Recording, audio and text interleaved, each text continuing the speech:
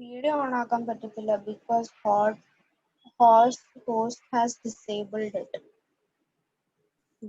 आरुडे mummy का video बंद है, वीडियो ऑन नहीं हो रहा है।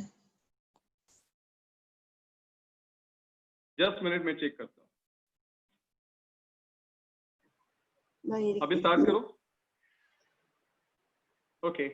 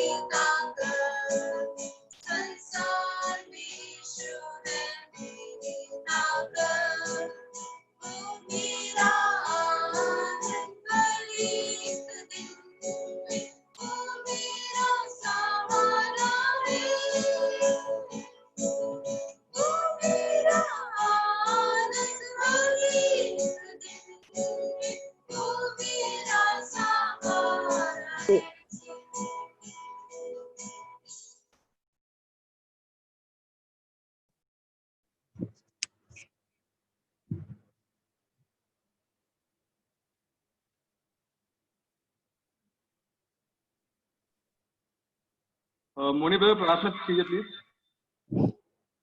हम प्रार्थना करेंगे। महान प्रेमी परमेश्वर, आपको धन्यवाद स्तुति प्रशंसा देते प्रभु जी। आज भी प्रभु जी जो बहनों के बीच में प्रभु जी हरिदास को बात करने के लिए प्रभु जी आपने सहायता कर रहे, इसलिए धन्यवाद देते प्रभु जी। प्रभु जी पिछले दिनों में पिछले एक दिन में प्रभु जी वो बात करने के लिए प्रभु जी, पवित्र आत्मा के द्वारा प्रभु जी बात करने के लिए आपने सहायता किया प्रियदास को प्रभु जी, इसलिए आपको धन्यवाद देते प्रभु जी। प्रभु जी आप महान परमेश्वर है प्रभु जी, आप प्रभु जी सही समय पर प्रभु जी जो आप सहायता करते हैं प्रभु जी, इसलिए आपको धन्यवाद देते प्रभु जी। आज सुबह समय प्रभु जी इस समय प्रभु जी हम प्रियदास को प्रभु आपके हाथों में सौंपते प्रभु जी। प्रभु जी जो महत्वपूर्ण बात करने के लिए प्रभु जी आप उनको सहायता कीजिए प्रभु जी, बुद्धि और शक्ति सामर्थ्य दीजिए प्रभु जी। प्रभु जी जो इस कॉन्फ्रेंस के कॉल प्रभु जी जो जूम के मीटिंग के द्वारा प्रभु जी जितने लोग प्रभु जी जो शामिल है प्रभु जी, सभी को आप सहायता कीजिए प्रभु जी, जो सही रीति से प्रभु सुन के आपकी महिमा करने के लिए प्रभु सहायता कीजिए। सभी प्रभु जी जो बहनों के लिए आपको आपके हाथों में सौंपते प्रभु जी, सहायता कीजिए प्रभु जी, आपको महिमा देते प्रभु जी। प्रियदास को भी प्रभु जी सही समय पर प्रभु जी शामिल होने के लिए आप सहायता किया, इसलिए धन्यवाद देते प्रभु जी। प्रभु जी आगे का समय प्रभु जी इसका बीच में कुछ डिस्टर्ब नहीं होना प्रभु जी, जो नेटवर्क की कुछ तकलीफ नहीं होना प्रभु जी, सब अच्छी रीति से होने के लिए आप सहायता कीजिए प्रभु जी। प्रभु जी जो शुरुआत से लेकर आखिरी तक प्रभु जी आपकी सहायता देते प्रभु जी, हम इसलिए आपको धन्यवाद देते प्रभु जी। प्रभु जी सभी बातों के लिए धन्यवाद देते प्रभु जी। प्रभु जी हम आपकी तरफ से देखे प्रभु जी, हम आपको धन्यवाद देते प्रभु जी, आपकी महिमा देते प्रभु जी। ये प्रार्थना बिंदी हमारा उद्धार करता प्रभु यीशु मसीह के नाम से करते, सुनो कबूल करो पिता, आमीन।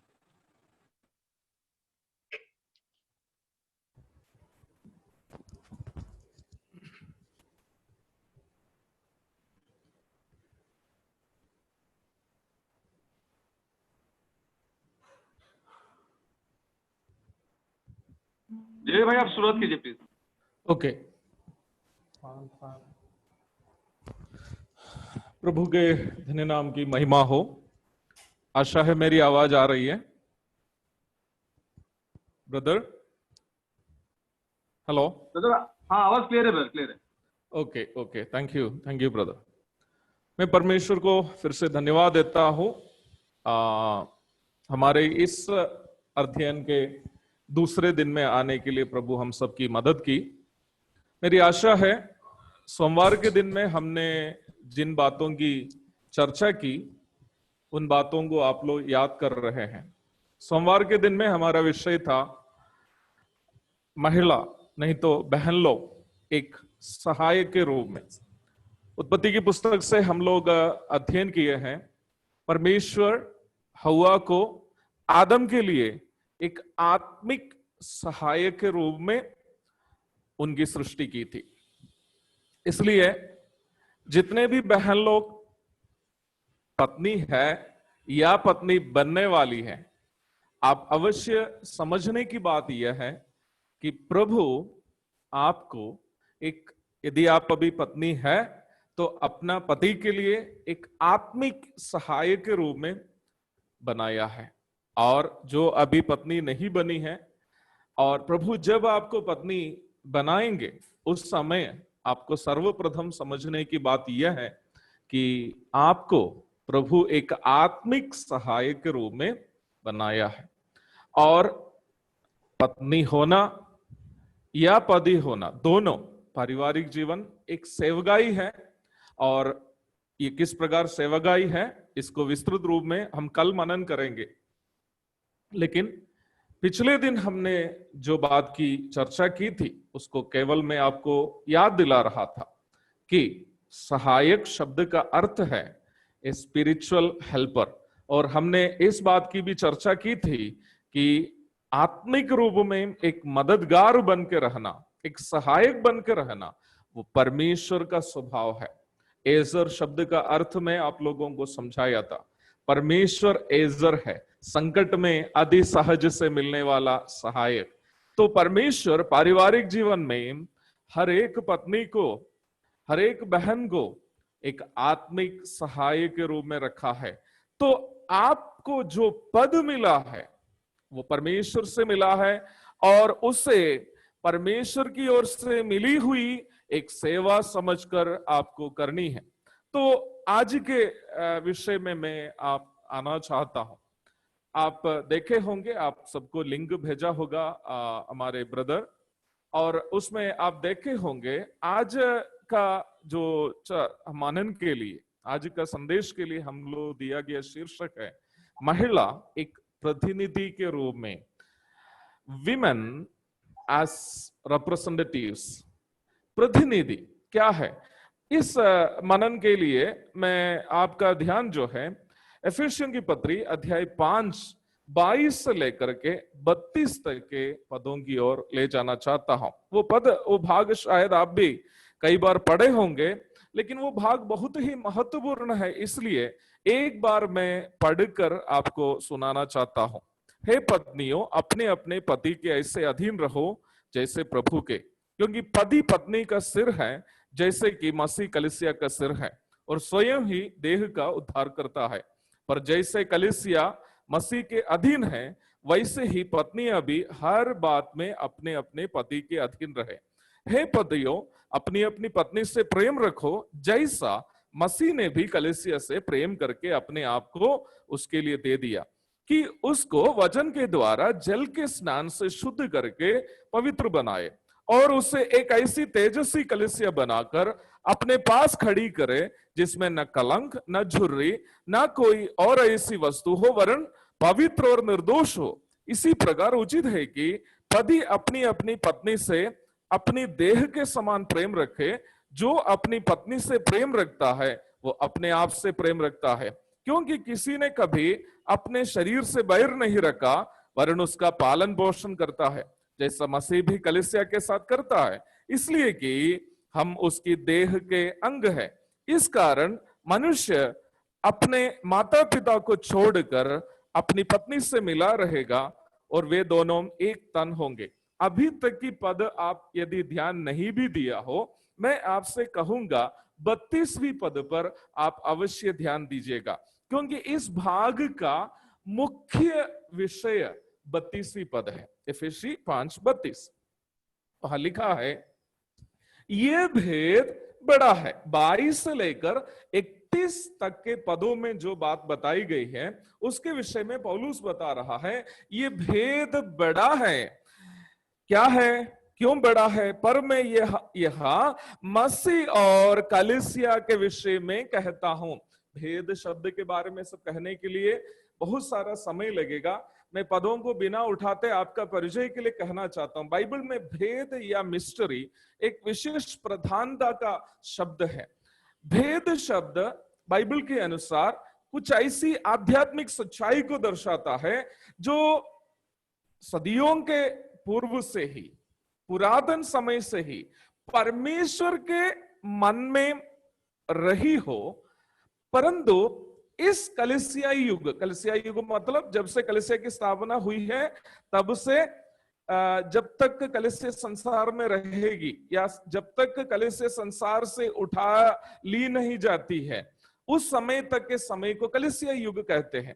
तो इस कलीसियाई युग में प्रेरितों और भविष्यवक्ताओं के द्वारा कलीसिया को बताई गई आध्यात्मिक सच्चाई को, स्पिरिचुअल ट्रूथ को बाइबल में भेद या मिस्ट्री कहते हैं। ये पहले रहस्य था, परंतु इस कलीसियाई युग में रहस्य नहीं है। पहले से परमेश्वर को मालूम था, परंतु दूसरे किसी को मालूम नहीं था, परंतु प्रेरितों के द्वारा और भविष्यवक्ताओं के द्वारा कलीसिया को बताई गई है। उस आध्यात्मिक सच्चाई को भेद कहते हैं। रोमियों की पत्री अंतिम 16 अध्याय के अंतिम पदों को और एफेसियों की पत्री से भी 4 अध्याय आदि से सब पढ़िएगा, तो आपको भेद शब्द का अर्थ समझ में आएगा। मैं समय नष्ट होने का डर से उस सब भाग में जाना नहीं चाहता हूं। यहाँ पौलुस कह रहा है पति पत्नी के विषय में जो कुछ भी उन्होंने कहा वो एक बड़ा भेद है। That's a great mystery. वो मिस्ट्री क्या है? पति और पत्नी क्या है? केवल एक पुरुष और स्त्री का संबंध को नहीं दर्शाता है।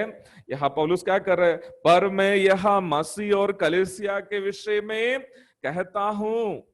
आप यदि सोचिएगा कि केवल एक पुरुष और स्त्री के बीच में किस तरह व्यवहार होना चाहिए उसके विषय में मैं कह रहा हूं, तो पौलुस कह रहा कि आपको गलत हुआ है। मैं यहाँ पर केवल एक पुरुष और स्त्री का जो है एक साथ रहना और संबंध रखने के विषय में नहीं कह रहा हूं, परंतु मैं मसीह और कलीसिया के विषय में कह रहा हूं। इसी बीच में मैं एक शब्द और आपसे मेरे जो संदेश देने की शैली के बारे में कहना चाहता हूं। मेरे प्यारो, मैं अपने संदेश में कुछ एक्स्ट्रा इधर उधर से जोड़ना पसंद नहीं करता। मेरा काम है परमेश्वर के वचन से आपको खाली दिखाना। जो भी बातें मैं कह रहा हूं वो सब मुझसे सदियों के पूर्व बाइबल में अंकित है और मैं केवल उसको आपको दिखाने वाला हूं। और जो बातें मैं दिखाता हूं वो बाइबल से दिखाता हूं। अब उन बातों को मानना है या नहीं मानना है ये फैसला आपका है। मैं आपके ऊपर में इसको थोप नहीं सकता हूं, ना ही मैं थोपना पसंद करता हूं। परमेश्वर का भय मानने वाले लोग स्वयं परमेश्वर का वचन पालन करते हैं। तो मेरा काम यह है खाली आपको दिखाना। अच्छा, तो यहां पर एफेसियों की पत्री में पौलुस कह रहा है पति और पत्नी का रिश्ता या पारिवारिक रिश्ता मसीह और कलीसिया का प्रतिनिधित्व करने वाली एक सेवा है। मैं यहां पर एक और बात जोड़ के कहना चाहता हूं। एफेसियों की पत्री का मुख्य विषय वास्तव में पारिवारिक जीवन नहीं है। एफेसियों की पत्री का मुख्य विषय यूनिवर्सल चर्च अथवा सार्वलौकिक कलीसिया है। सार्वलौकिक कलीसिया के विषय में 4 भेद जो है इस पुस्तक में एफेसियों की पत्री में बताई गई है। इन 4 भेदों में से एक भेद है परिवार, अर्थात कलीसिया को एक्सप्लेन करने के लिए 4 भेदों को एफेसियों की पत्री में बताए गए हैं। उसमें से एक भेद है पति और पत्नी का रिश्ता। तो अक्सर हम लोग एफेसियों की पत्री 22 से 32 तक के पदों को जो पढ़ते हैं तो हम लोग इसको ऐसा लेते हैं यह परिवार के बारे में शिक्षा दी गई है। एक प्रकार हम लोग ऐसे कह सकते हैं यह पारिवारिक जीवन के बारे में दी गई है एक प्रकार, लेकिन वहां का मुख्य विषय परिवार नहीं है। वहां का मुख्य विषय यीशु मसीह और कलीसिया के बीच का संबंध है। जैसे मैंने पहले कहा एफेसियों की पत्री का मुख्य विषय कलीसिया है।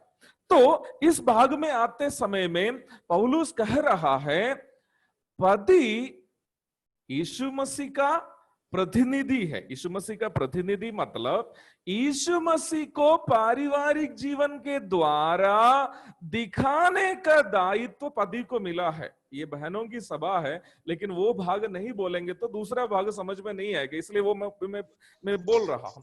वैसे ही बहनों के विषय में भी वहां बताया है। क्या बताया है कि हे पत्नियों, 22वीं पद, अपने पति के ऐसे अधीन रहो जैसे प्रभु के, है ना।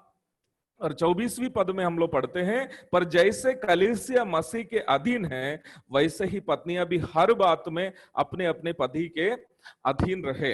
यहां पर एक बात अवश्य समझने की है कि पौलुस समझा रहा है कि पत्नी होना क्या है, कलीसिया का प्रतिनिधित्व करना है।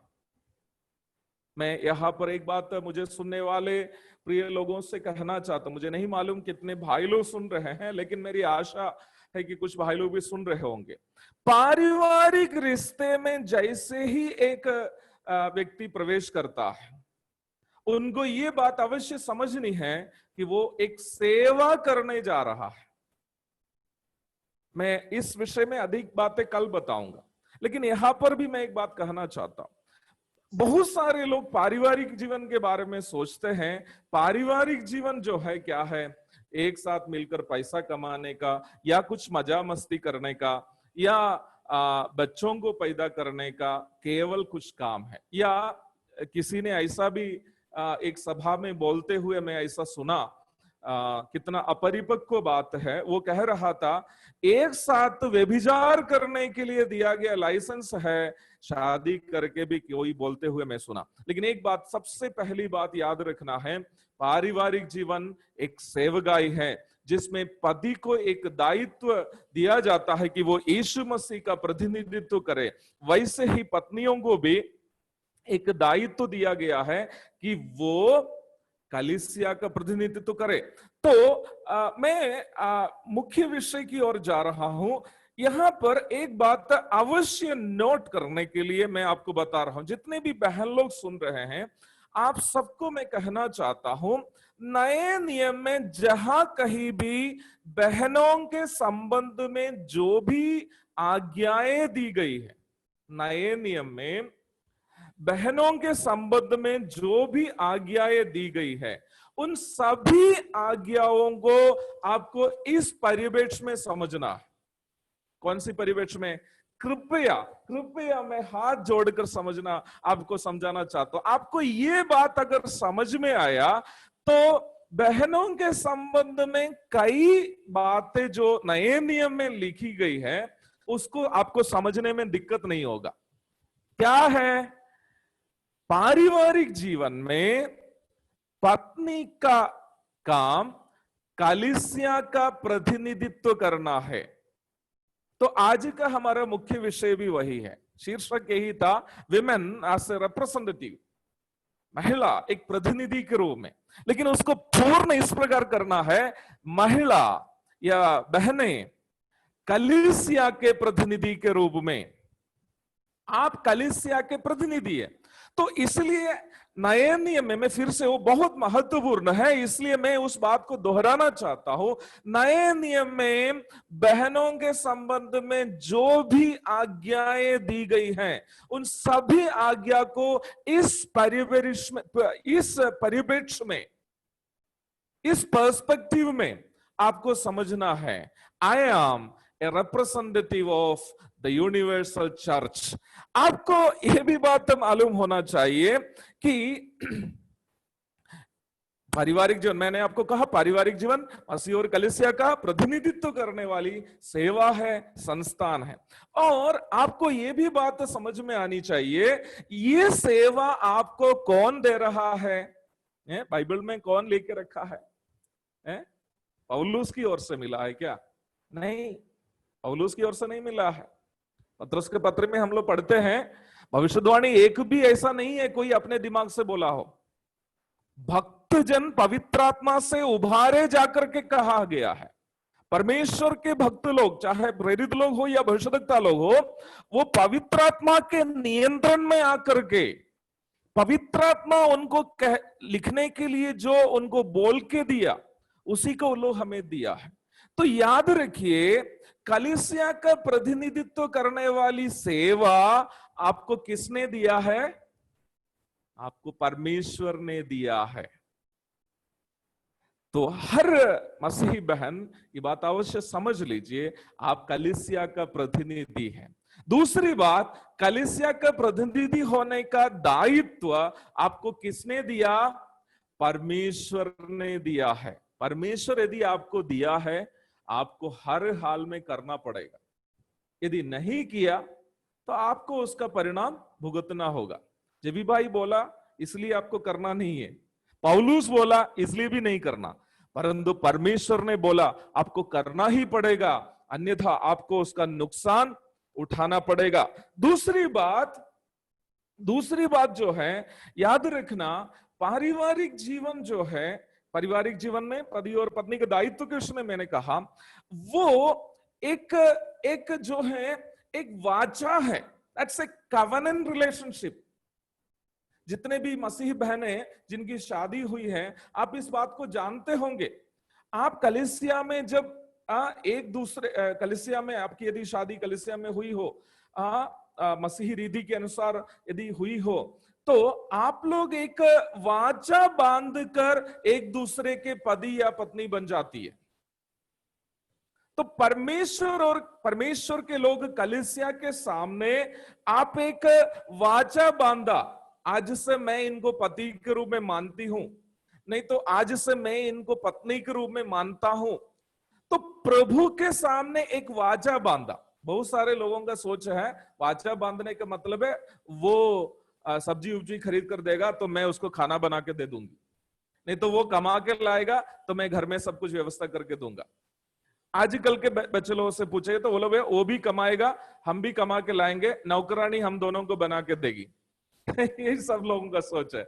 लेकिन मैं आपसे कहना चाहता हूं, जिस दिन आपने वाचा बांधा, आपने क्या वाचा बांधा मालूम है आपको? आपने ये वाचा बांधा है, मैं पत्नी के रूप में कलीसिया का प्रतिनिधित्व करूंगी। यही वाचा आपने बांधी है। इसका मतलब भाई लोगों की सभा नहीं है, इसलिए मैं भाई लोगों के बारे में ज्यादा बोलना नहीं चाहता हूं, ऐसा बोलने के लिए हमारे पास समय भी नहीं है।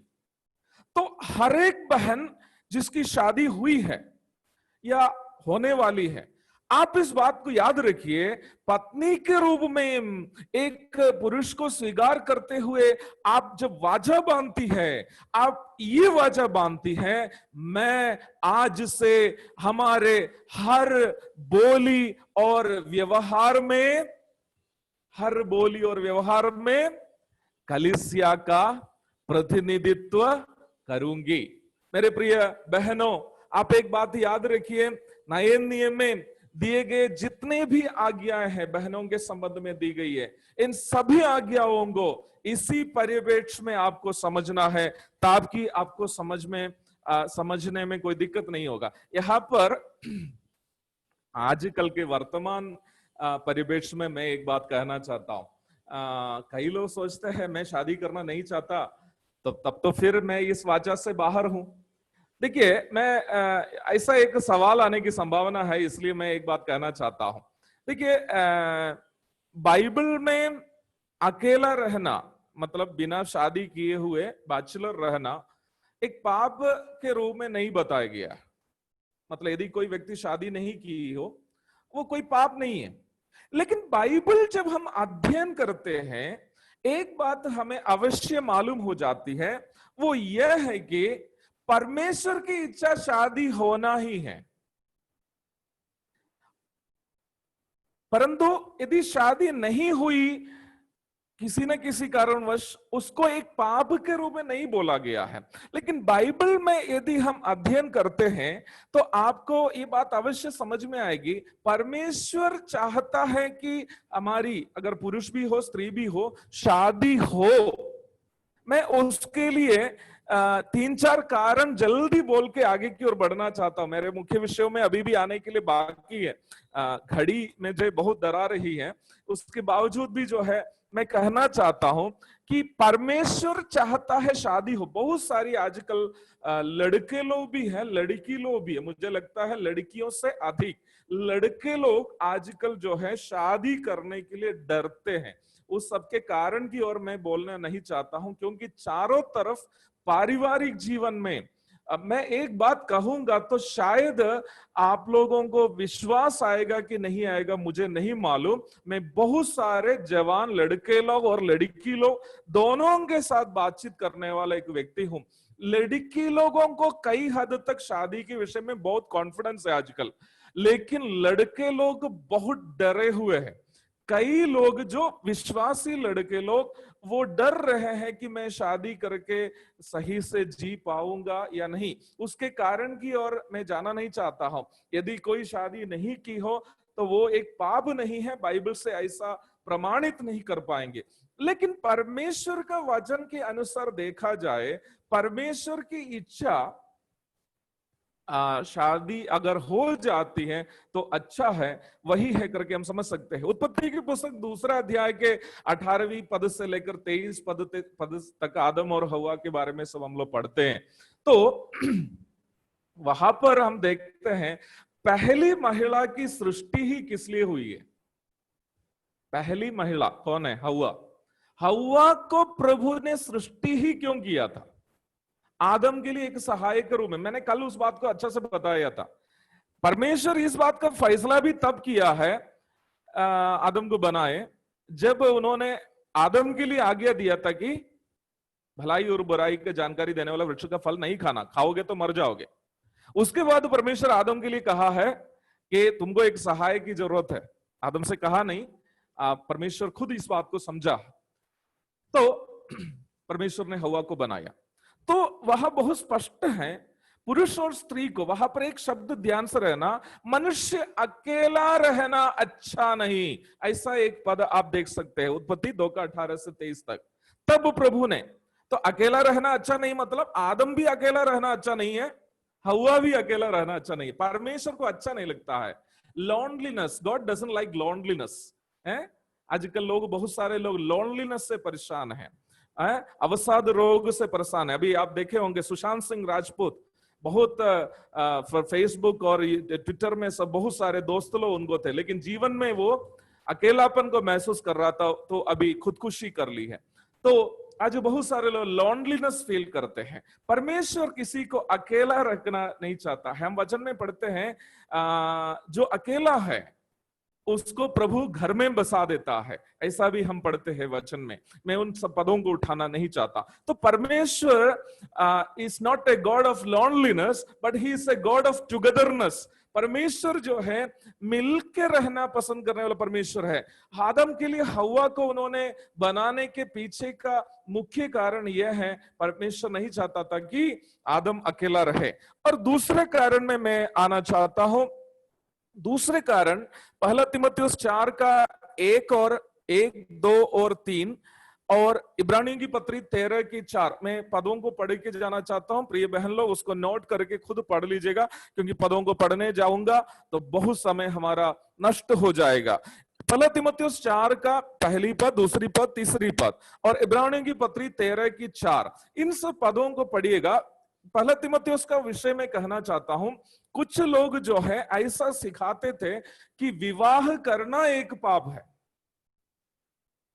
हम भी जानते हैं, हम एक ऐसा देश में रहते हैं जहां पर मसीहत में भी ऐसा लोग हैं जो विवाह के खिलाफ में सिखाते। कैथोलिक आदि लोग जो है क्या है, पादरी लोग और नन्स, वो शादी नहीं करते हैं और वे लोग कहते हैं कि हम प्रभु की सेवा करते हैं, ठीक है।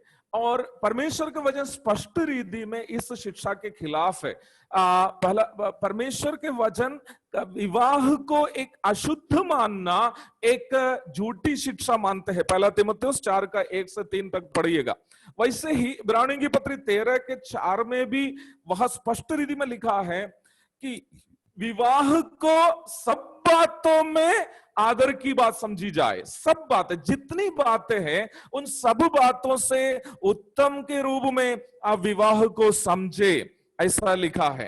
और 1 कुरिन्थी 7 की 25 में जब आते हैं, ओके, जो ब्रदर सिस्टर पढ़ना चाहता है, सिस्टर एक्चुअली मुझे ये डर लगता है कि समय खत्म हो जाएगा, इसलिए मैं पदों को पढ़ना नहीं चाहता। अगर पदों को पढ़ पाते तो अच्छा था, लेकिन हमारे पास अभी 35 मिनट हमारा ऑलरेडी चला गया, अब 25 मिनट खाली बचा है। तो मेरे पास घड़ी है, तो वो घड़ी मुझे जो है डरा रही है, इसलिए मैं भाग भाग के जा रहा हूं, ठीक है। एबेनेजर ब्रदर बोल रहा था, ठीक है। मेरी आशा है बहन लोग लिख रहे हैं और रिकॉर्डिंग भी हो रहा है, तो लोग दोबारा सुन पाएंगे ना। तो 1 कुरिन्थी 7 का 25 में पति पत्नी के संबंध में कई बातें जब पौलुस कहता है, वहां पर पौलुस जो है स्पष्ट रीति में एक बात कहता है, कुंवारी लड़कियों के बारे में मुझे कोई आज्ञा नहीं दी गई। 1 कुरिन्थी 7 का 25 पढ़िएगा। वह पति के बारे में, पत्नी के बारे में, पति पत्नी को छोड़ने का, पत्नी पति को छोड़ने का कई विषय में कहने के बाद उन्होंने एक बात स्पष्ट रीति में कहता है, कुमारी लड़कियों के बारे में मुझे प्रभु से कुछ आज्ञा नहीं है। उसके बाद वो अपनी समझ के अनुसार कुछ बातें वहां बताई है। तो उधर भी पौलुस भले इससे कहता हो मेरा जैसा रहना अच्छा है। पौलुस, कई बाइबल पंडितों का मानना है पौलुस की शादी हुई है, परंतु किसी कारणवश उनकी पत्नी साथ नहीं थी, शायद वो मर गई है या पौलुस विश्वास में आने के कारण पौलुस को वो छोड़ दिया हो, जो भी हो। लेकिन पौलुस 1 कुरिन्थी 7 की 25 में स्पष्ट तरीके से कहता है कि कुंवारी लड़की के बारे में मुझे कोई आज्ञा नहीं है। मतलब परमेश्वर, मैं यही बात कर रहा था, परमेश्वर मनुष्य अकेला रहना पसंद नहीं करने वाला एक परमेश्वर है। और फिर परमेश्वर चाहता है मनुष्य क्या रहे। एक पद एबेनेजर ब्रदर से मैं आग्रह करूंगा, यूहन्ना रचित सुसमाचार 7:23 पढ़िएगा। परमेश्वर, एक महत्वपूर्ण बात मैं कहना चाहता हूं कि परमेश्वर क्यों चाहता है कि मनुष्य पारिवारिक जीवन बिताए, शादी हो। यूहन्ना रचित सुसमाचार 7:23 पढ़िएगा। यूहन्ना 7:23। 17:23, 17:23 जी। ओके। यूहन्ना अध्याय 17 वचन 23। मैं उनमें और तू मुझ में, मैं उनमें और तू मुझ में, या कि वे सिद्ध होकर एक हो जाए। यीशु मसीह को कलीसिया के बारे में जो इच्छा है वो वहां बताई गई है। वो क्या है? वो पिता से प्रार्थना करते वक्त बोल रहा है कि हे पिता, तू मुझ में और मैं तुझ में, और वे मतलब कलीसिया हम में हो। तब कितने लोग हैं? कलीसिया है, यीशु मसीह है और पिता है, 3 लोग। प्रभु की इच्छा यही है। हर एक विवाह जो है परमेश्वर का त्रिएकता का प्रतीक है। परमेश्वर का त्रिएकता का प्रतीक है। एक पति जो यीशु मसीह को दर्शाता है, एक पत्नी कलीसिया का प्रतिनिधि है, और उन दोनों को जोड़ने वाला परमेश्वर। कितने लोग हैं? 3। पति का, यीशु मसीह का प्रतिनिधित्व करने वाला पति, कलीसिया का प्रतिनिधित्व करने वाली पत्नी, और उन दोनों को जोड़ने वाले परमेश्वर। हर एक वैवाहिक जीवन परमेश्वर का त्रिएकता को दर्शाने वाला है। और इससे बढ़ करके हमें समझ आना चाहिए, वैवाहिक जीवन में आजकल कई समस्याएं तो है, लेकिन एक परिपक्व विश्वासी का दायित्व तो यह है कि वो क्या करे? वो परमेश्वर की इच्छा के लिए अपने आप को समर्पण करे। तो एक परमेश्वर का भय मानने वाली बहन का जो है दायित्व ये होना चाहिए कि परमेश्वर की इस इच्छा को, कलीसिया का प्रतिनिधित्व करने की प्रभु की इच्छा को वो अपने जीवन के द्वारा, अपने पारिवारिक जीवन के द्वारा पूर्ति करे। मैं कुछ और पॉइंट भी इस संदर्भ में आपके साथ कहना चाहता हूं जो बहुत ही महत्वपूर्ण है। परिवार में एक बहन कलीसिया का प्रतिनिधि के रूप में किस प्रकार व्यवहार कर सकती है? हम लोग इस बात को अब तक चर्चा की है कि पारिवारिक जीवन में पति यीशु मसीह का प्रतिनिधित्व करता है और पत्नी कलीसिया का प्रतिनिधित्व करता है। ये एक सेवगाई है जो प्रभु की ओर से मिली है। ये एक जिम्मेवारी है जो परमेश्वर ने आपको दिया है। ये एक बेशर्त वाचा है, एन अनकंडीशनल कवेनेंट। आप इस विषय में किसी तरह का एक्सक्यूजेस नहीं बोल सकते हैं। प्रभु मैं उतना नहीं कर सकता, बस इतना ही कर सकती हूं। नो, यू कैन नॉट से it because this is an unconditional covenant. तो आगे हम ये चर्चा करने जा रहे हैं, परमेश्वर का भय मानने वाली एक बहन अपने परिवार में यीशु मसीह कलीसिया का प्रतिनिधि के रूप में किस प्रकार व्यवहार कर सकती है। सबसे पहले एफेसियों की पत्री 5 का 22 और 23 पद, हम लोग पहले उसको पढ़े हैं लेकिन एक बार पुनः उस भाग को हम लोग पढ़ते हैं। एफेसियों की पत्री 5 का 22 और 24।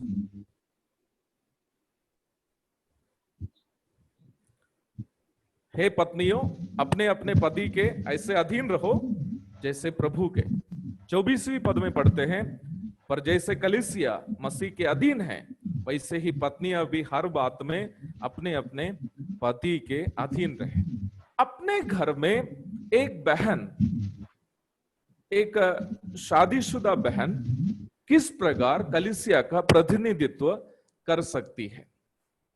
वहां पर पहली बात दी गई है, हर बात में अपने पति के अधीन रहे। इधर एक विषय मैं आपको कहना चाहता हूं। मैंने कल का मेरा संदेश में आपको बताया था, बाइबल में पुरुष और स्त्री के बीच में ऊंच नीच का किसी तरह की बात नहीं बताई गई है। मैं उस बात को दोहराना नहीं चाहता। पुरुष और स्त्री दोनों को इक्वल स्टेटस, तुल्य पदवी बाइबल में दी गई है। जब मैं इस बात कहता हूं तो आपके अंदर में यह सवाल आ सकता है, तो हम लोग दोनों तुल्य है, तो ब्रदर यहां पर क्यों बताया गया है कि पति के अधीन रहो? हैं? हाल फिलहाल में इंग्लैंड का जो है जो राजकुमार का जो है विवाह हुआ था एक लड़की के साथ, शायद आप लोग नाम याद करते होंगे, मुझे तो अभी याद नहीं आ रहा है, हैरी या ऐसा ही कुछ नाम है उसका। तो उनके शादी का जो समारोह में उस लड़की के निर्देश के अनुसार जो है पति के अधीन रहूंगी करके जो क्लॉज है उसको हटा दिया गया। नहीं, मैं अधीन नहीं रह सकती, हम दोनों एक दूसरे से प्रेम करेंगे, यही वाचा उन लोग बांधे।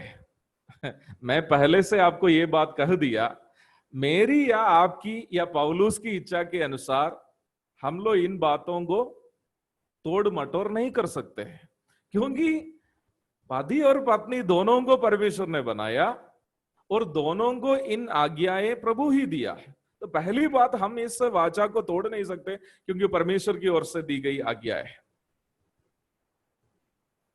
अब दूसरी बात यह है, मैंने कल आपसे कहा, स्त्री को पुरुष से भी कमजोर या निचला अवस्था का एक व्यक्ति के रूप में बाइबल में नहीं बताई गई है।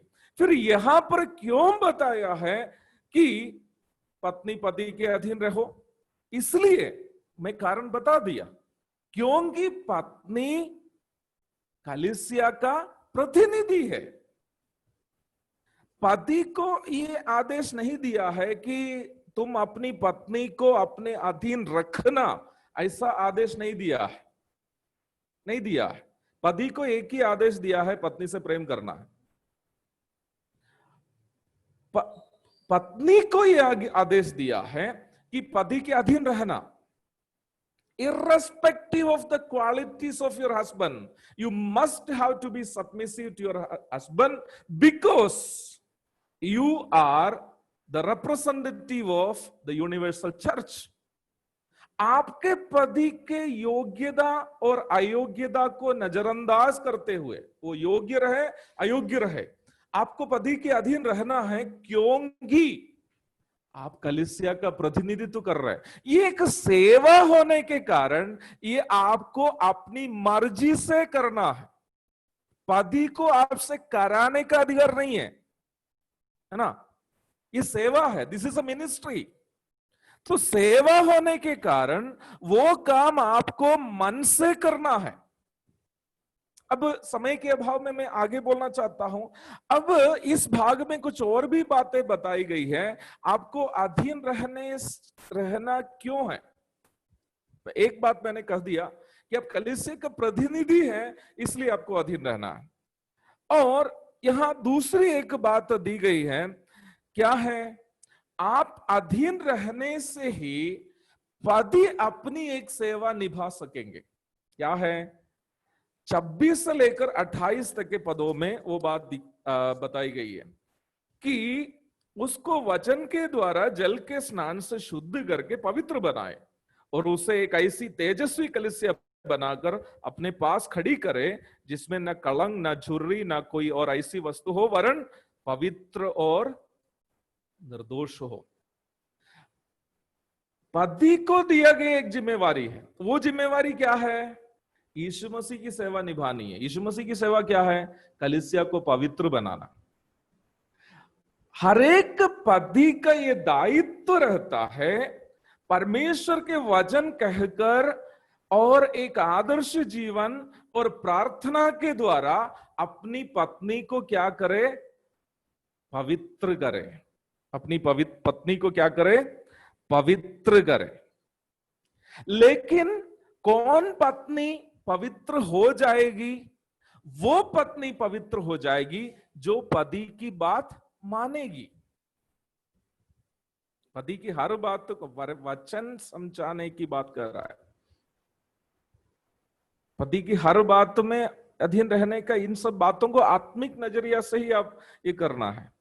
मेरा कहना यह नहीं है कि एक पति शराब पीकर आएगा और पीट पीट करके पत्नी को दबाएगी तो जो है पत्नी जो है मतलब हमको मारिएगा नहीं, उतना भी नहीं बोले, ये सब मेरा कहना नहीं है। इधर परमेश्वर के वचन समझाने वाली सच्चाई यह है, पति को अपना आत्मिक दायित्व अर्थात पत्नी को आत्मिक परिपक्वता की ओर ले चलने की सेवा निभाने हेतु पत्नी को क्या रहना है? पत्नी को क्या रहना है? पत्नी को पति के अधीन रहना है। थैंक यू एबनेजर ब्रदर, उन्होंने मुझसे कहा 10 मिनट और ले सकते हैं, क्योंकि एक्चुअली जो बातें मैंने नोट करके लाया, ये एक बहुत बड़ा विषय है, विस्तृत करेंगे तो समय ज्यादा हो जाएगा। फिर भी ठीक है, 10 मिनट और दिया आपने, इसलिए थैंक यू वेरी मच। तो मैं कहना चाहता हूं, पत्नी को पति के अधीन रहने के लिए बताने का एक कारण यह है कि पति पत्नी को क्या कर सके, वचन से शुद्ध कर सके। तो पति को भी आत्मिक परिपक्वता होना चाहिए। वो सब बात कहने के लिए अभी समय नहीं है, बहनों की सभा है, इसलिए मैं उधर ज्यादा बोलना नहीं चाहता। तो पत्नी को अधीन रहने के लिए कहने का एक कारण यह है कि ताकि पति उसको क्या कर सके, आत्मिक परिपक्वता की ओर अगुवाई कर सके। दूसरा 5:29 पद में लिखा हुआ है, क्योंकि किसी ने कभी अपने शरीर से बाहर नहीं रखा वरन उसका पालन पोषण करता है, जैसा मसीह भी कलीसिया के साथ करता है। इधर भी पति का एक दायित्व बताया है। क्या है? पति का दायित्व बताया है कि पत्नी का पालन पोषण करना है। यह पालन पोषण शब्द के लिए यूनानी बाइबल में दिया गया शब्द एक्ट्रेफाई ऐसा करके एक शब्द है। मैं भी बहुत बड़ा यूनानी पंडित नहीं हूं, अध्ययन के लिए थोड़ा बहुत यूनानी का खोजबीन करता हूं। एक्ट्रेफाई करके एक शब्द का इस्तेमाल वहां पालन पोषण के लिए यूनानी में इस्तेमाल किया है।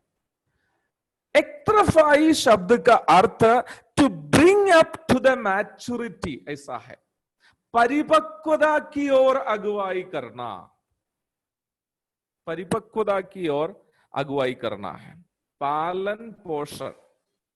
ठीक है, इंग्लिश बाइबल में आप पढ़िएगा to nourish and cherish, to nourish and cherish दो शब्द का इस्तेमाल किया है। इसमें नरिश उस शब्द का अर्थ है, उसके लिए यूनानी में दिया गया शब्द है एक्ट्रेफाई। इस एक्ट्रेफाई शब्द का अर्थ है to bring up to the maturity, आत्मिक परिपक्वता की ओर लाना है। तो पत्नी को यदि पति आत्मिक परिपक्वता की ओर अगुवाई करना हो तो ऐसी ही पत्नी का अगुवाई कर पाएंगे जो पत्नी पति की बात मानती है। पति का माथा खा जाने वाली पत्नी को पति थोड़े आत्मिक परिपक्वता में ले जा पाएंगे? कभी नहीं। तो अधीन रहने का एक मतलब वही है। दूसरा जो है वहां इंग्लिश बाइबल में पालन पोषण के लिए दिया गया शब्द है चेरिश। चेरिश शब्द उसका एक सिंबल अर्थ है टू वार्म, एक दूसरे के साथ मानसिक एवं शारीरिक खुशियों को बांटने का जो है अर्थ उस शब्द का है। पारिवारिक जीवन के लिए परमेश्वर के द्वारा दिया गया एक बहुत बड़ी आशीष है पति और पत्नी के बीच का शारीरिक संबंध। बहुत सारी बहनें, आप में से कोई है करके मुझे नहीं मालूम, बहुत सारे शादीशुदा बहनें भी ऐसी हैं जो सोचते हैं कि पति के साथ शारीरिक संबंध उतना पवित्र कार्य नहीं है, लेकिन मैं आपसे कहना चाहता हूं पति और पत्नी के बीच का जो है फिजिकल रिलेशनशिप, शारीरिक संबंध, परमेश्वर के द्वारा दिया गया एक आशीष है। आप सॉन्ग ऑफ सोलोमन अथवा श्रेष्ठ गीत का पुस्तक पढ़िएगा। श्रेष्ठ गीत की पुस्तक का जो है मुख्य विषय वस्तु एक पति और पत्नी के बीच का शारीरिक रिश्ता को किस प्रकार आनंदमय कर सकता है वही है। तो पत्नी को अधीन रहने के लिए कहने का एक कारण कि पति उसको आत्मिक पवित्रता की ओर ले चले, आत्मिक परिपक्वता की ओर ले चले, और वैसे ही पारिवारिक जीवन का आनंद अनुभव कर सके। मैं एक बात कहना चाहता हूं, ये पुरुष लोगों को ऐसा ही उनके जो मानसिक स्थिति का यदि अध्ययन करेंगे, उनके अंदर में स्वाभाविक रूप में डोमिनेट करने का एक स्वभाव है, और इसलिए ही हर एक पुरुष जो है अपनी पत्नी से आदर सम्मान चाहता है। और मेरी आवाज सुनने वाले बहनों से मैं एक बात कहना चाहता हूं, अगर आप अपना पति को जीतना चाहती हैं, आप उनके साथ आदर सम्मान से, प्रेम से व्यवहार करने से ही आप उनको जीत पाएंगे। पुरुष के साथ झगड़ा करने से हो सकता है वो आपको बर्दाश्त करता हो।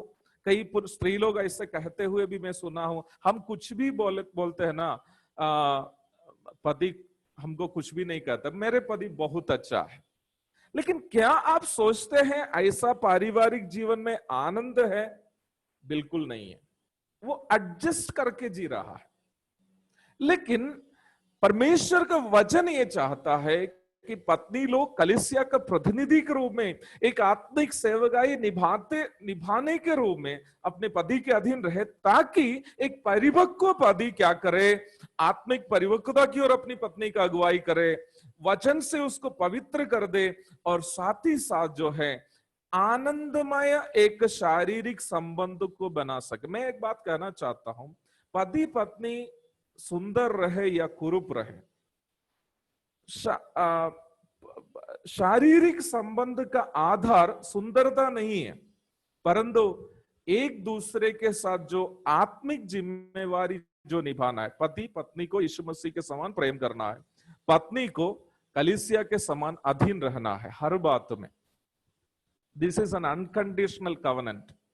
ये आत्मिक दायित्व को यदि आप एक दूसरे के साथ निभाते रहेंगे, 80 साल के उम्र में भी, 90 साल के उम्र में भी, जब आप शारीरिक संबंध वगैरह कुछ नहीं कर पाएंगे, उस समय भी आप पारिवारिक जीवन को एंजॉय कर पाएंगे। इस बात को अवश्य याद रखनी है। उसके लिए पति और पत्नी को अपना आत्मिक जिम्मेवारियों को निभाना है। पति को, ये दोनों नहीं बोलेगा तो पूर्ण नहीं होगा, इसलिए मैं कह रहा हूं, पति को अनकंडीशनली बेशर्त रूप में अपने पत्नी से प्रेम करना है, वैसे ही पत्नी को भी अनकंडीशनली बेशर्त रूप में अपने पति के अधीन रहना है। परमेश्वर की इच्छा है। फिर 5:31 में वो पद उत्पत्ति से उतार कर लिखा है कि और वे दोनों एक तन होंगे, 2 shall become 1 flesh। पारिवारिक जीवन केवल एक वाचा नहीं है, वो मानसिक, आत्मिक और शारीरिक रूप में एक होने की एक सेवगाई है। तो याद रखना, उसमें पहला स्थान आत्मिक है। आत्मिक जिम्मेवारी को निभाइए, पति पत्नी से प्रेम कीजिए यीशु मसीह के समान, पत्नी पति के अधीन रहिए कलीसिया के समान। आत्मिक जिम्मेवारी, वो रिश्ता उनको मानसिक रूप में एक कर देगा। जब वो मानसिक रूप में एक हो जाता है, शारीरिक संबंध उनका आनंदमय होगा। अन्यथा मुझे गलत मत सोचिएगा।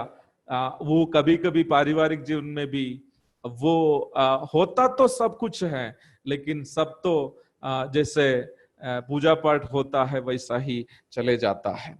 और एक और बात वहां लिखा है 5 की 33 में, क्या है? पत्नी को 33 में क्या लिखा है? पर तुम में से हर एक अपनी पत्नी से अपने समान प्रेम रखे और पत्नी भी अपने पति का भय माने। कुछ इंग्लिश बाइबल में ये भय को शब्द, फियर शब्द को हटा करके रेस्पेक्ट शब्द को सब जोड़ दिया है, क्योंकि वेस्टर्न कल्चर में अभी पत्नी पति का भय मानना ये सब वो लोग एक्सेप्ट नहीं कर पाएंगे। लेकिन मैंने जब ग्रीक बाइबल को चेक किया है, वहां पर फोबियो नामक शब्द का इस्तेमाल किया है। फोबियो शब्द का प्राथमिक अर्थ जो है भय मानना है। आप इंग्लिश में भी फोबियो शब्द है, आप जानते हैं, किसी किसी चीज से लोगों को जो डर है उसी को फोबियो कहता है। इस्लामोफोबिया, ये सब शब्द आजकल बहुत प्रचलित है, आप देखे होंगे।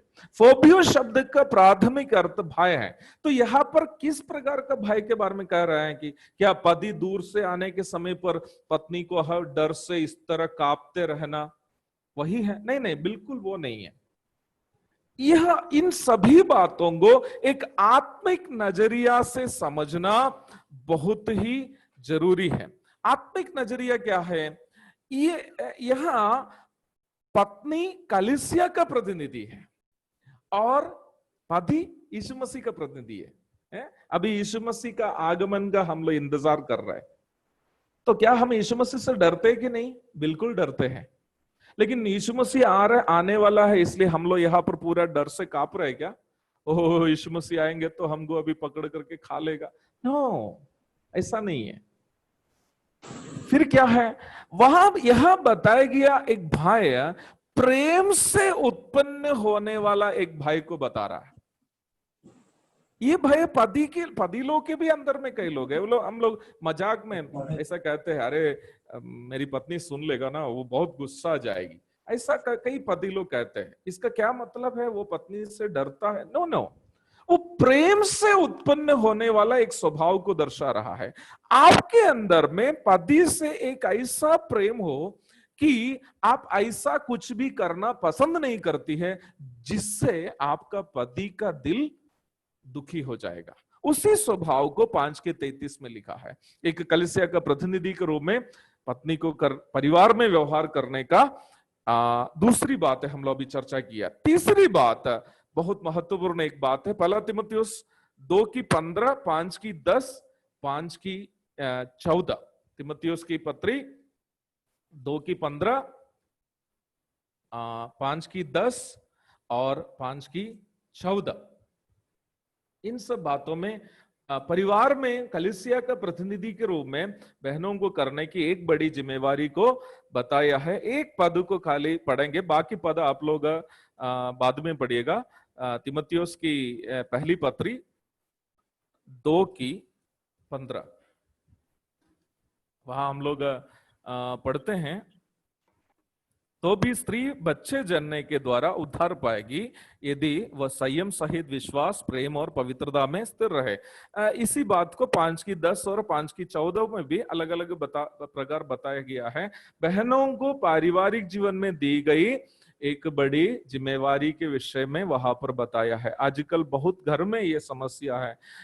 मेरा एक परिचित जवान भाई बहुत दुख में है क्योंकि उनकी पत्नी मतलब प्रेग्नेंट होने के लिए वो तैयार नहीं है। वो कहती है कि मैं अभी बच्चे पैदा नहीं कर सकती हूँ, मैं अब नौकरी में हूँ, बहुत पैसा कमाऊंगी और सब सेटल हो जाएंगे, तब चाहिए तो एक बच्चा को आपको दे दूंगी।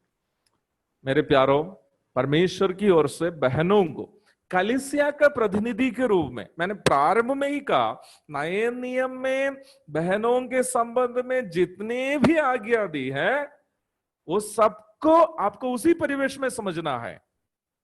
पारिवारिक जीवन में बहन कलीसिया का प्रतिनिधि है। तब आप में से कुछ लोग सोचेंगे जब भी ब्रदर बच्चा पैदा करना किस प्रकार कलीसिया का प्रतिनिधित्व हो जाएगा। मेरे प्यारो, कलीसिया की मुख्य सेवकाई क्या है मालूम है आपको? आजकल बहुत सारे लोगों की सोच है कि कलीसिया में आओ, गिटार ड्रम सब बजाकर गीत गाओ, यही सब कलीसिया का मुख्य सेवकाई। कलीसिया का मुख्य सेवकाई इवेंचलाइजेशन है, सुसमाचार बोलो, नई आत्माओं को जीतो। और नई आत्मा कलीसिया में आएगी और कलीसिया में उसको क्या किया जाना चाहिए? भरण पोषण किया जाना चाहिए। जिस प्रकार घर में एक बच्चा पैदा होते हैं, पैदा होने वाला बच्चे को हम लोग पौष्टिक आहार देकर उनको बड़ा करता है, वैसे ही कलीसिया का दायित्व है कि नई आत्माओं को जीतो और उसको वचन की शिक्षा दे करके उनको क्या करो? आत्मिक रूप में बढ़ाओ। इस अभी एबेनेजर ब्रदर और यहाँ की कलीसिया सब क्या कर रही है? वो भी बच्चे लोगों का भरण पोषण कर रहे हैं। जितने बहनें हैं उनको प्रभु में बढ़ाने के लिए आत्मिक भोजन देने का उन लोग व्यवस्था की गई है। तो कलीसिया की सेवा है आत्मिक बच्चा को पैदा करो और आत्मिक रूप में उसको बढ़ाओ। घर में बहनों की सेवा है, क्या है? बच्चे को जन्म दे और उनको क्या करे? घर में बच्चों की देखरेख करके उनको आत्मिक रीति में बढ़ाना बहनों की सेवा है। आजकल ये सब कई बहन लोग अंगीकार नहीं करेगी, मुझे मालूम है, इसलिए मैंने पहले से जमानत ले लिया। मेरा काम है आपको वचन दिखाना, मानना और नहीं मानना आपका काम है। बहन लोग नौकरी करना पाप है करके बाइबल में नहीं लिखा है, लेकिन एक बात मैं कहना चाहता हूं, यदि बहनों को अपने घर में बच्चों को आत्मिक रीति में बढ़ाने के लिए उनके पास समय नहीं है, तो परमेश्वर के सामने आपको हिसाब देना पड़ेगा। अरे प्यारो, आज इस समय में यहां बैठकर जब मैं आपसे बात करता हूं, मैं बहुत धन्यवाद के साथ याद करने वाली एक व्यक्ति है, वो मेरी माँ है। सुबह 5 बजे उठकर मेरे लिए और मेरे भैया के लिए वो प्रार्थना करती थी। मैं बहुत ही नटखट एक लड़का था, बहुत सारा दुनियादारी पाप में सब नहीं गया, फिर भी थोड़ा सा चंचल, थोड़ा सा नटखट प्रकार का शरारती स्वभाव मेरा भी था। यहां तक सुबह 5 बजे माँ जब प्रार्थना करती थी, मैं कहता था इतना सुबह में ही आप क्यों प्रार्थना कर रही हो, थोड़े से बाद में, क्योंकि मेरी नींद खुल जाती थी। लेकिन आज जब मैं एक परमेश्वर का दास के रूप में आपसे बात करता हूं, तो मैं मेरी माँ को बहुत धन्यवाद के साथ याद करता हूं। उनकी प्रार्थना के कारण एक शरारती लड़का, एक नटखट लड़का आज परमेश्वर का वचन लेकर खड़ा है। मेरे प्यारो, किसी प्रभु के दास ने ऐसा कहा, प्रार्थना करने वाली मां का बेटा कभी बर्बाद नहीं हो सकता। आजकल बहन लोगों को नौकरी के बाद समय नहीं मिलता है प्रार्थना करने के लिए। नौकरी करना पाप नहीं है मेरे प्यारो, आप यदि मजबूर है तो कर लीजिए, लेकिन आपका जीवन का बहुत बड़ी एक आत्मिक जिम्मेवारी जो प्रभु आपको दिया है कलीसिया के प्रतिनिधि के रूप में, वो यह है कि अपने घर में बच्चों को पैदा करे और उस बच्चों को प्रभु की महिमा के लिए उसको बढ़ाए। प्रार्थना करने वाली और वचन बोल के देने वाली एक मां के बच्चे कभी बर्बाद नहीं हो सकता। मेरे प्यास, अभी 5 मिनट और ही बचा है और वास्तव में कलीसिया में बहन एक प्रतिनिधि के रूप में किस प्रकार व्यवहार करना है, उसी बात की चर्चा मुझे करनी थी, लेकिन यदि मैं उसको शुरू करूंगा तो मैं शायद उधर समाप्त नहीं कर पाऊंगा। इसलिए इधर ही मैं इस भाव को समाप्त करना चाहता हूं। मेरे प्यारो, मैं एक और बात इस समय में कह के इस संदेश को यहाँ पर समाप्त करना चाहता हूं। कुछ दिन के पूर्व एक विदेशी देश में जो है, कुछ साल के पूर्व एक विदेशी देश में जो है मुझे सेवा करने के लिए सेवा के लिए जाने का एक मौका मिला। वहां जब गया तो मैंने वहां पर मेरा एक दोस्त से मिला। वो दोस्त केरल में मेरे गांव के थे और मेरी कलीसिया के भी थे। लेकिन वो दोस्त इतना नटखट था, दुनिया की हर बुराई उनके जीवन में था। शराबी था, झगड़ालू था, सिगरेट पीने वाला था, माता पिता दोनों विश्वासी, लेकिन बेटा बिल्कुल बर्बाद। हम सब 16 साल की उम्र में मेरा सब बपतिस्मा हुआ, लेकिन उनका बपतिस्मा नहीं हुआ क्योंकि उसका उद्धार ही नहीं हुआ था। बहुत लंबे साल के बाद मैं सेवा के लिए जब विदेश गया, वहां पर मेरे उस दोस्त से मिला। जब मैं देखता हूं तो बहुत एक्टिव होकर कलीसिया की हर सेवा में वो सहभागी है, तो मुझे मेरी आंखों पर भरोसा नहीं कर पा रहा था। लास्ट में जिस ब्रदर के घर में मैं रह रहा था, उनसे मैंने पूछा, उनका नाम जैकब था। मैंने उनसे पूछा, जैकब कैसे हैं? तो जिस ब्रदर के घर में मैं रह रहा था, उस ब्रदर मुझसे कहा, ब्रदर वो अपने विषय में बोल रहा है, मुझसे ज्यादा आत्मिक है। उस समय मैं उनकी मम्मी की याद की है। उनकी मम्मी भी एक ऐसी महिला थी जो जैकब के लिए रो रो के प्रार्थना करती थी। जैकब जितना बर्बाद हो जाता था, उतना अधिक वो मां प्रार्थना करती थी। आज कई साल के बाद उनका बेटा एक आत्मिक व्यक्ति के रूप में कलीसिया में सेवा निभा रहा है, नौकरी के साथ, परंतु कलीसिया में हर सेवगाई में वो सहभागी है।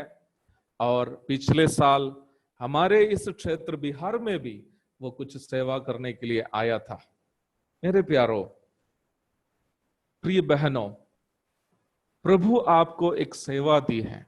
वो सेवा है कलीसिया का प्रतिनिधित्व करना है। मैं माफी चाहता हूं, बहुत तीव्र रफ्तार से जाने के बाद भी कलीसिया में आप किस तरह एक प्रतिनिधि के रूप में वार्तालाप कर सकते हैं, वो मैं आपको बोल नहीं पाया। प्रभु दया करे तो कल के संदेश में मैं वो भी संक्षेप में सम्मिलित करने का कोशिश करूंगा। आज का हमारा विषय था महिलाएं, बहनें कलीसिया के प्रतिनिधि के रूप में। आप अवश्य इस बात को समझिए, प्रभु आपको कलीसिया का एक प्रतिनिधि के रूप में रखा है।